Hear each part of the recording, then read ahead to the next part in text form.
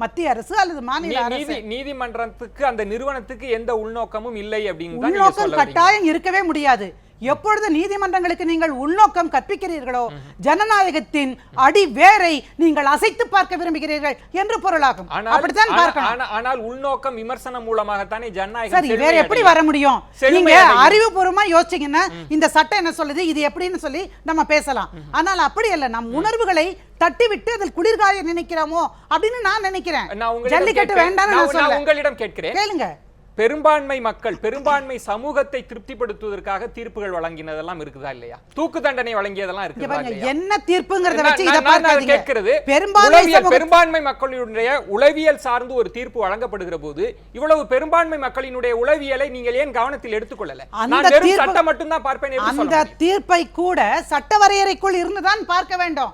நீங்க ஆயுள் தண்டனைனா 14 வருஷமா 20 வருஷமா ஆயுள் முழுக்கவா என்று நீதிமன்றங்கள் அளித்திருக்கிற தீர்ப்பு ஜுடிஷியல் பிரசிடென்ஸை வச்சு பண்ற மாதிரி தான் இதுவும் வரும். ரைட் டு லிவ் அப்படின்றதுல மனிதர்களுக்கு அவன் சாப்பிட்டுட்டு அப்படியே வாழ்றதா அல்லது பண்பாடுகள் கலை சார்ந்தெல்லாம் சேர்ந்து வாழ்வதா? எப்படி வியாக்கியானம் கேக்குறேன்? அவங்க கேக்குறது ரைட் டு லைஃப்க்குள்ள மிருகங்களுக்கான வாழ்வதற்கான உரிமை கிடையாது. மனிதர்களுக்கு கேக்குறேன். மனிதர்களுக்கு ரைட் டு லைஃப்ல ரைட் டு லிவ்ல பண்பாடு சார்ந்த விளையாட்டு இருக்கிறதா இல்லையா? ஏன் நீதிமன்றம் அதை எடுக்க தவறியது? கரையோரத்தில் திமிங்கலங்கள் ஒதுங்கினாலே பரிதாபப்படுகிற ஒரு தேசம் இது. இந்த தேசத்துல காக்கை குருவி எங்கள் ஜாதி, நீள் கடலும் மலையும் எங்கள் கூட்டம் என்று சொன்னவர்கள் வழியே வந்தவர்கள் நாம். அதனால மிருகங்கள் செத்து போனா பரவாயில்ல, இது மட்டும் நல்லா இருந்தா போதும், மனிதர்கள் மட்டும் அப்படின்னு பார்க்க முடியாது. சட்டம் என்ன சொல்லுகிறதுன்னு பார்ப்போம். அந்த சட்டத்துல திருத்தம், அந்த வியாக்கியானம் தவறாக இருக்கிறது. நீங்க பேச விடுங்க, நீங்க பேச விடுங்க. இல்ல, எனக்கான பதில் வரல. உங்களுக்கான பதிலை சொல்லுவதற்காக தான் நீங்க அமர்ந்திருக்கீங்க. சொல்ல அனுமதிக்கணும். அதாவது சட்ட வரையறைக்குள் இது வந்திருக்க கூடாது என்கிற எண்ணம் எனக்கு கூட இருக்கலாம்.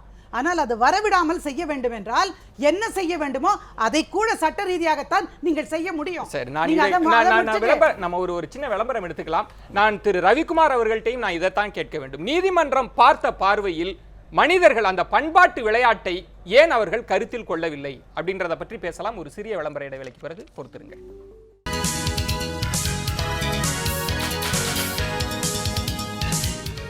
கேள்வி நேரம் நிகழ்ச்சிக்காக உங்களை மீண்டும் வரவேற்கின்றேன். சல்லிக்கட்டு தொடர்பாக, பாரம்பரிய விளையாட்டுகள் தொடர்பாக பேசிக் கொண்டிருக்கிற போது உலகமெங்கும் வளருகிற நாடுகளில் அவர்களினுடைய தொன்மையான பண்பாட்டு விழுமியங்களின் மீது ஒரு தாக்குதல் தொடுக்கப்பட்டு கொண்டிருக்கிறது. அதனுடைய நீட்சியாகத்தான் நீங்கள் சல்லிக்கட்டையும் பார்க்கணும் அப்படின்னு சொல்கிறாங்க. பண்பாட்டு மோதலாகத்தான் இதை பார்க்கணும் அப்படின்றதுனால தான் இந்த விவாதத்தை நான் பல தளங்களில் நகர்த்தி கொண்டிருக்கிறேன். நம்ம தொடர்ந்து பேசலாம்.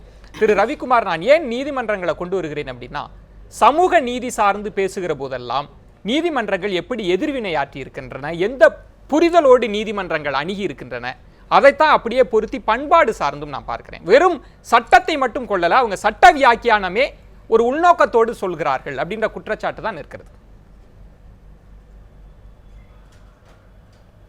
திரு ரவிக்குமார். இல்லை, இதில் நம்ம பொத்தாம் பொதுவாக இந்த முடிவுக்கு போக முடியாது. இப்போ குறிப்பாக அண்மையில் சபரிமலையில் பெண்களை வழிபாட்டுக்கு அனுமதிக்க மறுப்பதை பற்றி ஒரு தீர்ப்பை உச்சநீதிமன்றம் சொல்லியிருக்கு. உடனடியாக இது எங்களுக்கு காலகாலமாக நாங்கள் இப்படி தான் இருந்து, இதுதான் எங்களுடைய பண்பாடு, இதில் பெண்களை அனுமதிக்கக்கூடாதுன்னு இன்றைக்கி ஒரு பெரிய கூக்குரல் எழுப்பப்படுது. இது மாதிரியான விஷயங்களில் நீதிமன்றங்கிறது ஒரு முற்போக்கான பல விஷயங்களை கருத்துக்களை சொல்லியிருக்கு.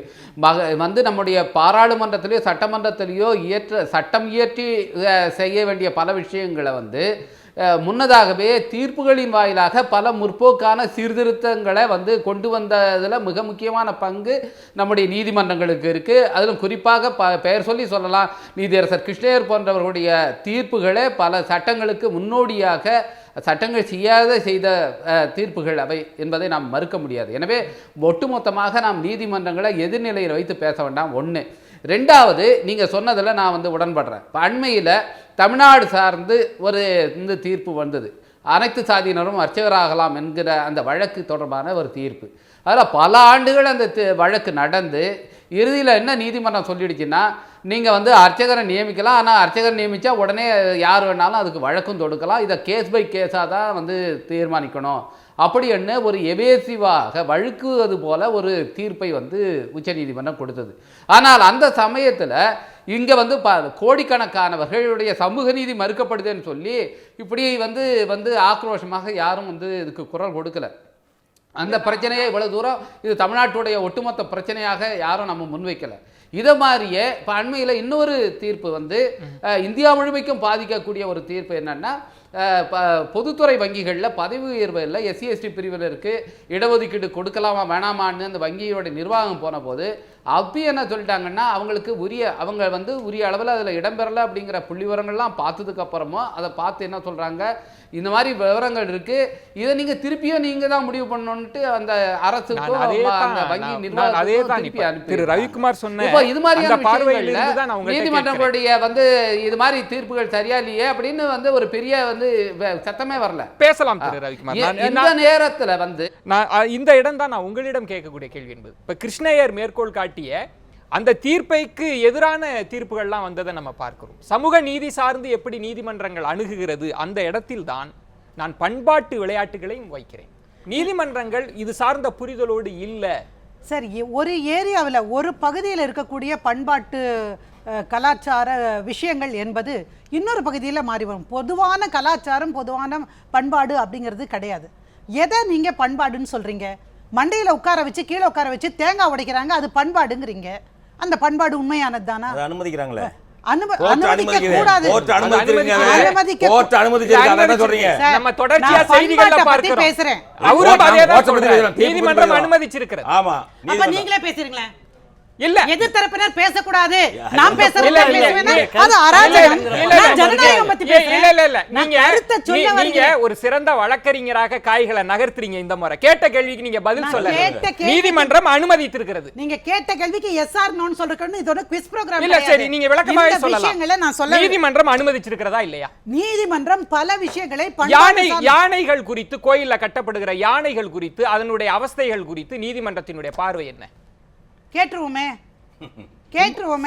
இப்படி இருக்கக்கூடிய 5 நிமிஷத்தை யானையை பத்தி சொல்லு, பூனையை பத்தி சொல்லுன்னா சொல்ல முடியாது. நீதிமன்ற பார்வையிலேயே நான் சொல்ல என்ன அடிப்படையில் என்ன விஷயம்னா, பண்பாடுங்கிறது ஒவ்வொரு பகுதிக்கு ஏற்ற மாதிரியான ஒரு விஷயம். அதை பார்க்கிற பொழுது சட்ட வரையறைக்குள்ள அவ இருக்க வேண்டும். சட்ட வரையறைக்குள்ள இல்லைன்னா நீங்க பண்ணிட முடியுமா சார்? நீங்க சொல்லுங்க. அப்ப சட்ட வரையறைக்குள் இல்லாத ஒரு விஷயமாகத்தான் இதை நம்ம பார்க்கிறோம். சரி, காளைகள் அல்ல, நீங்க இவர் கேட்டாரு, நீங்க வந்து பால் பீச்சக்கூடாது, நீங்க கறி வெட்டக்கூடாது, நுகத்தடியில பூட்டக்கூடாதுன்னு. அப்ப மனுஷன் வேலை செய்யக்கூடாது, ரைட் டு லைஃப்னு சொன்னீங்கன்னா மனுஷன் வேலை செய்யக்கூடாது, மனுஷன் எதையும் பண்ணக்கூடாது அப்படின்னு சொல்ற மாதிரி அது சரியான வாதமா இருக்க முடியாது. டிட் ஃபார் டேட் அல்ல இது. காளைகள் உயிரோடு வாழ்வதற்கு வலி இல்லாம இருக்கிறதுக்கு என்னன்னு கேக்குறாங்க. அவர் சொன்னார் கொஞ்ச நேரத்துக்கு முன்னாடி பேசும்போது கூட, வாழை முறுக்குனா இத்தனை நரம்பு இருக்குன்னு சொல்றாங்கன்னு. உண்மைதானே? வாழை முறுக்குனா வலிக்கும் தானே? ஏறு புற்ற மாடானாலும் சரி, வண்டி புட்டின மாடாலும் அத முறுக்குவது தப்புதானே? அந்த ஏறு தழுவுதல், அந்த மஞ்சு விரட்டுல இது இந்த மாட்டுக்கு வலிக்கும்ன்ற புரிதல்லாம் தமிழர்களுக்கு இல்லன்னு நினைக்கிறீங்களா? தமிழர்களுக்கு இல்லைன்னு நான் சொல்லவே இல்ல. அப்ப அந்த விளையாட்டை நடத்துறது தமிழர்கள் தானே. விஜய், நான் கேக்குறேன், நீங்க அந்த மஞ்சு விரட்டுலயோ ஜல்லிக்கட்டுலயோ போற காளைகளுக்கு தண்ணி சாராயம் வாங்கி ஊத்தலன்னு நீங்க சொல்ல முடியுமா? அடிக்க முடியலன்னு சொல்ல முடியுமா? காளையை இம்சைப்படுத்தி நீங்க விளையாடுவீர்கள், அதற்கு வீர விளையாட்டுன்னு பேரை வைப்பீங்களா? திரு மணியரசன், தொன்று தொட்டு நடக்கிறது அப்படின்ற ஒரே காரணத்திற்காக நம்ம அனுமதிக்க முடியாது. ஒன்று. இரண்டாவது, நீதிமன்றங்களே பல முற்போக்கான தீர்ப்புகளை எல்லாம் வழங்கி இருக்கிறது. நம்ம அதைத்தான் திரு ரவிக்குமார் அவர்களும் சொல்லியிருக்கிறார். நம்ம எல்லாவற்றையும் வந்து ஒரு சார்பு நிலையில பேசுறது சரியா? நீதிமன்றத்தை முற்றிலும் புறக்கணித்தோ நீதிமன்றம் ஒருதலை சார்பா இருக்குன்னு சொல்லி என்னுடைய வாதமே கிடையாது. நீதியும் வழங்கி இருக்கு, நீதி வழங்க தவறியும் இருக்கிறது. இதில் நீதி வழங்க தவறி இருக்கிறது இந்த குறிப்பிட்ட பிரச்சனையில் தோழர் ரவிக்குமாருக்கு வந்து அனைத்து ஜாதி அர்ச்சகரில் சரியாக பண்ணலை, அதை ஏன் எல்லாரும் சத்தம் போடலை அப்படிங்கிறாரு. அதுபோல் பதவி உயர்வுக்கு ஒடுக்கப்பட்ட மக்களுக்கு சரியாக சொல்லலை, அதெல்லாம் சத்தம் இல்லைன்னா, சத்தம் வரலைன்னா நம்மளாம் சத்தம் கொடுப்போம். சத்தம் போடலைங்கிறதுக்காக அதுக்கு எதிர்வினை ஆற்ற முடியுமா? அதுக்கு ஏட்டிக்கு போட்டியாக செய்ய முடியுமா? அதுக்கெல்லாம் நீங்கள் சத்தம் போடல, இதுக்கு போட்டு சத்தம் போட்டீங்களான்னு கேட்கறது மாதிரி இருக்குது. ஒன்று. அடுத்தது, கட்சியிலே வர்றாரு. நம்ம கட்சினா கட்சி பேசுவோம். இப்போ தோழர் ரவிக்குமார் வந்து பாஜகவோட அதிமுகவோட கூட்டணியாக இருந்தால் இப்படி பேச முடியாது. அவருக்கு கூட்டணி வேற கூட்டணி, எனவே அவர் பேசுறாரு. நாங்கள் எந்த கட்சியுமே ஓட்டு போடாதாள், ஓட்டு போடுறது போடாத அவங்க விருப்பங்கிறாங்க. இல்ல, இப்ப நான் திரு ரவிக்குமார் எடுத்து வைக்கக்கூடிய வாதம், வழக்கறிஞர் எடுத்து வைக்கக்கூடிய வாதம் என்பது இது வந்து மாநில மத்திய அரசுகள் செய்திருக்கணும், அது செய்யலங்க. முதல்ல சொல்லிட்டேனே அதை. ஆனால் நீதிமன்ற தீர்ப்பை பற்றி ஒரு விவாதம் வரும்பொழுது அதை பற்றியே நம்ம பேசாம அது சொல்லவே கூடாதுன்னு சொன்னா நான் கேட்கிறேன். அப்படின்னாக்க நம்ம பேரறிவாளன் உட்பட 7 தமிழர்களை விடுதலை பண்ணி தமிழ்நாடு அரசு சட்டம் போட்டது, உத்தரவு போட்டது சரின்னு சொல்றோம். அதை நீதிமன்றம் தடுத்தது தவறுன்னு நான் சொல்றேன். ரவிக்குமார் என்ன சொல்றாரு? நீதிமன்றம் சொன்னதை ஏற்றுக்கிட்டு போயிடுவோமா? 7 பேரை வந்து சிறையிலே வச்சுக்கலாமா கடைசி வரை சாவர வரைக்கும்? அது மாதிரி அதனால மாற்றுக்கிறது இருக்குல்ல. ஆனா நான் நுட்பமாக கேட்பது, அது சட்ட வியாக்கியானம் தொடர்பான பிரச்சனையா அல்லது பண்பாட்டு ரீதியான இன ரீதியான ஒன்னொன்னுக்கு பிரச்சனை இருக்கு, ஒன்னொன்னுக்கு ஒரு மாதிரி இருக்கு. இதுல வந்து பண்பாடு என்றாக இந்தியாவுக்கு ஒரு ஒற்றை பண்பாடு கிடையாதுங்க, பன்மை பண்பாடு இருக்கு. நம்ம சொல்ற பண்பாடு தமிழர் பண்பாடு. கலித்தொகையில் இருக்கு, 3000-4000 ஆண்டுகளுடைய இலக்கியங்கள் இருக்கு. தமிழர் பண்பாடு ஏறு தழுவுதல், எம்பரேஸ் பண்றது தான். கட்டுறது அடக்கிறது கிடக்கிறதெல்லாம் கிடையாது, எம்பரேஸ் பண்றது தான். அதுதான், வேற ஒண்ணும் இல்லை. அந்த தழுவுதல்னு வச்சிருக்காங்க. அதனால வர நீங்க ஒழுங்குபடுத்த சட்டம் போடுங்க, யாரும் வேண்டாம்னு சொல்லல. அது மாதிரி மிளகா அப்படி போட்டோம், அதுனா அத்துமீறி நடந்திருக்கும், அதெல்லாம் ஒழுங்குபடுத்துங்க. அதற்கு பதிலா முற்றிலும் தடை செய்ய வருது. அதுவும் என்னன்னா, மாநில அரசு ஒரு சட்டம் போட்டுருங்க, மாநில அரசு. அதை வந்து என்ன, உங்களுக்கு அதிகாரம் இல்லை என்று அவங்க தடுக்கல, செல்லுபடியாகல. மெரிட்ல நாங்க செல்லாதுன்னு சொல்றோங்கிறாங்க. நான் தான் கேள்வி. 245 ஆர்டிகிள் என்ன சொல்றாங்க, மாநிலத்துக்கு மாநில சட்டம் போட்டுக்கலாம், பார்லிமெண்ட் மத்திக்கு அவங்க போட்டுக்கலாம், அதுல யாரும் குறிப்பிடக்கூடாது. மாநில உரிமையில தான் வருது விளையாட்டு, அதுக்கு மாநில அரசு சட்டம் போட்டிருக்கு, தமிழ்நாடு அரசு. அதை நீங்க செல்லாது என்று சொல்லும்போது குரூயல்ட்டியை வச்சு போடுறீங்க, கொடுமைப்படுத்தப்படுறத. இதுக்கு உங்களுக்கு கான்ஸ்டிடியூஷன் பவர் இல்லைன்னு சொல்லல மாநில அரசுக்கு, அதைத்தான் நான் சொல்றேன். அப்ப நீங்க என்னென்ன கொடுமை பண்றேன்னு சொன்னாங்க, உண்மையில அதுல உங்களுக்கு இல்ல. ரெண்டு வகையில் நான் சொல்லிட்டேன், முடிச்சுக்கிறேன். நான் ஒன்னு, நவீனமயமாக்கி மான்சாண்டோ போன்ற கம்பெனிகள் டிராக்டர் விற்கணும், பசுமாடு காளை இனத்தை அழிக்கணும் என்ற பன்னாட்டு முதலாளிகளுடைய உள்நோக்கம் இதில் இருக்கிறது. அதுக்கு அரசியல் கட்சிகள் வேண்டுமானால் துணை போகலாம், நீதிமன்றம் அதுதான் வைத்தறிச்சலா இருக்கு. நீதிமன்றம் போகுதுன்னா வைத்தறிச்சலா இருக்கு. அரசியல் கட்சிகள் துணை போகலாம், நீதிமன்றம் போகலாமா என்றுதான் நான் கேட்கிறேன். பசுமாடு காளை இனமே அழிஞ்சு போயிடும், ஏறு போடுறது வண்டி ஏறதுக்கு மாடு இருக்காது. ஜல்லிக்கட்டு என்பது அதுதான். நீதிமன்றம் தன்னுடைய பார்வைகள்ல நவீன கண் கொண்டு பல விஷயங்கள் பார்த்திருக்கிறது. இப்ப திருநங்கைகளுக்கான இடஒதுக்கீடு, மனித உரிமை, விலங்குகள் நல உரிமை, அந்த இடத்துல தான் நீதிமன்றம் இந்த ஏறுதழுவுதலை பார்த்திருக்கிறது. ஆனால் நம்ம அதை பண்பாட்டு படையெடுப்பு அப்படின்னு சொல்லிட முடியுமா? கட்டாயம். என்னன்னா, இந்த நீதிமன்றம் கொடுத்திருக்கக்கூடிய தீர்ப்புகள்ல எந்தெந்த விஷயங்கள்ல இந்த நீதிமன்றம் முற்போக்கான தீர்ப்புகளை கொடுத்திருக்கிறது, எந்தெந்த விஷயங்கள்ல இது அடிமாடு போல கிடந்த இடத்துல கிடைக்கிறது அப்படிங்கிற விஷயங்களை நாம் பகுத்து பார்த்தோம்னா, சில மனித உரிமை விஷயங்கள்ல இது முற்போக்கான சில தீர்ப்புகளை கொடுத்திருக்கிறது, சில திருநங்கைகள் சார்ந்த விஷயங்களில் தீர்ப்புகளை கொடுத்திருக்கிறது. இப்படி சில முற்போக்கான தீர்ப்புகளை, முற்போக்கான சில நீதிபதிகளை நம்மால் பட்டியலிட முடியுமே ஒழிய, கடந்த 50 வருடங்களில் குறிப்பாக இது இந்தியா என்பது அரசமைப்பு சட்டம் ஏற்றுக்கொண்டபடி, இந்தியா என்பது இந்திய அரசு ஏற்றுக்கொண்டபடி, பல்வேறு தேசிய இனங்கள் வாழக்கூடிய ஒரு நாட்டில் இந்த பல்வேறு தேசிய இனங்களுடைய உரிமைகளை இதுவரை எந்த அரசு, எந்த நீதிமன்ற தீர்ப்பு அங்கீகரித்திருக்கிறது? ஒரு தேசிய இனத்துடைய மரபு பண்பாட்டு விளையாட்டோடு இந்த சம்பந்தமில்லாத அரசமைப்புகள் எப்படி தலையிட முடியும்? அது அந்த தேசிய இனத்துடைய இறையாண்மையோடு சம்பந்தப்பட்ட விஷயம் அல்லவா? அதோடு சம்பந்தப்படாத ஒரு நீதித்துறை அமைப்பு அதில் சார்ந்து முடிவெடுப்பது எப்படி ஜனநாயகமாக இருக்க முடியும்? அது சார்ந்து ஏதாவது ஒரு தீர்ப்பு வந்திருக்கிறதா இந்தியாவில் தேசிய இனத்துக்கு ஆதரவாக அதனுடைய உரிமைகளை அங்கீகரித்து? ஏன்னா ஒரு கடந்த வாரங்கள்ல ஜல்லிக்கட்டு தொடர்பாக கட்சிகள் ரீதியான பிரச்சனைகள் தான். ஆனால் நீதிமன்றம், ஜனநாயகம், நீதிமன்றத்தினுடைய பார்வைன்னு பல தளங்களில் பல்வேறு விதமான கருத்துக்கள். நால்வருக்கும் என்னுடைய நெஞ்சம் நிறைந்த நன்றிகளை தெரிவித்துக் கொள்கிறேன். ஒரு ஆழமான விவாதத்தை நடத்தியிருக்கிறோம். பண்பாடு தொடர்பாக நீதிமன்றத்தினுடைய பார்வை எப்படி இருக்கிறது, சட்டம் என்ன சொல்கிறது, இது பற்றி தான் நம்ம பேசியிருக்கிறோம். மீண்டும் ஒரு ஆழமான தலைப்பில் சந்திக்கிறேன். நன்றி, வணக்கம், நள்ளிரவாகட்டும்.